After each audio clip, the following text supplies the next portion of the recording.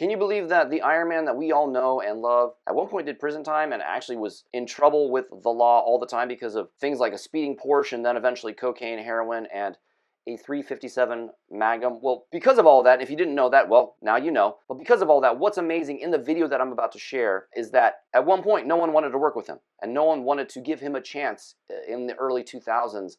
And he almost pretty much burned his career as an actor. But then one person, along with Sobriety and Recovery, turned it all around, and now look at him. He is an Oscar-winning actor, and this is his acceptance speech. And there's some really amazing nuggets in it, which is why I want to watch it with you, because I think it's a powerful testament to sobriety and recovery, considering his journey, and he kind of alludes to that a little bit. So let's check it out. And the Oscar goes to Robert Downey Jr. There you go. Been nominated twice, and this is finally he won it. Thanks, Sam. Thanks, fellas. That's amazing. You only flubbed one line. I'd like to thank my terrible childhood. So let's just stop it right there, because he alludes to his childhood where his introduction to drugs truly began at the age of 6 years old. His father gave him marijuana. This is public knowledge, and it's actually talked about a lot in the Netflix documentary Senior. As the story goes, when Robert Downey Jr. was 6 years old, he was sipping on some wine at a big party, and his dad said, instead of the wine, try this marijuana, and that was his introduction to it. Then, of course, being raised by a drug addict, learned behavior, that's kind of, it would seem, was what put him on the path to having struggles with addiction himself. So now he's able to laugh about his past because he's not letting his past define him anymore, which is a huge testament of this whole story. So just a little bit about his childhood. And the Academy, in that order. I'd like to thank I'm a veterinarian, I meant wife, Susan Downey over there. It's a beautiful moment here. She found me a snarling rescue pet, and you love me back to life. That's why I'm here. And that's a beautiful moment, because obviously that's just a testament to what accountability and support from loved ones can do for us. Obviously, we can't always lean on people to help us recover, to help us stay sober.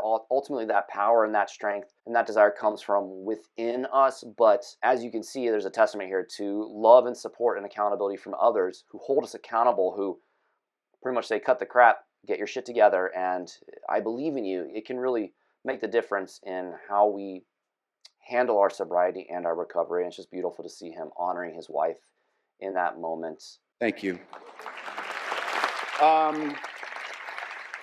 Here's my little secret. I needed this job more than it needed me. Chris knew it. Emma made sure that she surrounded me with one of the great casts and crews of all time. Emily, Killian, Matt Damon, Blunt. It was fantastic, and I stand here before you a better man because of it. And by the way, if you don't know what he won an Oscar for, it was for his best supporting role as Louis Strauss in the movie Oppenheimer, with an amazing cast, and it's an amazing movie, and yeah, definitely should check it out if you haven't done so. And I'm just going to say this. My entertainment lawyer, Tom Hansen, of 40 years, the half of which he spent trying to get me insured and bailing me out of the hoosecow.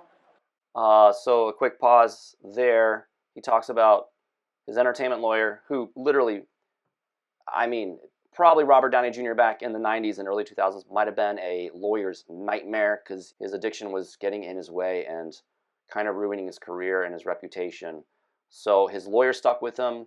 And then eventually when he got sober, Robert Downey got sober and tried to get back into the movie industry, no one wanted to work with him, and nobody wanted to insure him to be on a film set until Mel Gibson came along and actually gave Robert Downey a role that was written for him in a movie called The Singing Detective, and Mel Gibson actually decided to take on that insurance bond so that Robert Downey could have a second chance. And there's another video that's really beautiful where they talk about hugging the cactus, something that Mel Gibson taught Robert Downey Jr. Just a testament to love, support, and what it can get you and how it can help you through sobriety and recovery, and that ultimately our past does not define us. And let's just finish up the video here. Thanks, bro. Avery X in India, this one's for you. But really, ultimately, this Oscar win is really honestly the culmination of what I think is just a very inspiring addiction recovery, sobriety journey from Robert Downey Jr. I mean, the guy almost had a career that was completely over because of his past, but he found a way to make amends, to hold himself accountable, to do the work necessary, and surrounded by loved ones and a team that just supported him so that he could have a second chance. And we can all have this same opportunity ourselves. We don't have to be movie stars to have our own road to redemption. Maybe none of us will win Oscars someday. Maybe you will. I don't know. But we can all have these massive wins because of sobriety and recovery at some point in our life. And that's why I wanted to share this video with you, my community on the Sober Web. And I hope that you found it inspiring, and I hope that you keep going, and I hope that you forgive yourself of the past and just believe that you deserve a second chance, because you do deserve a second chance. All right? Love you very, very much. If you want to know more about Robert Downey Jr.'s story, I made a little video just kind of summarizing his childhood, his struggles, and how it led to this amazing story. And you can check out that video right there. Talk soon. Bye.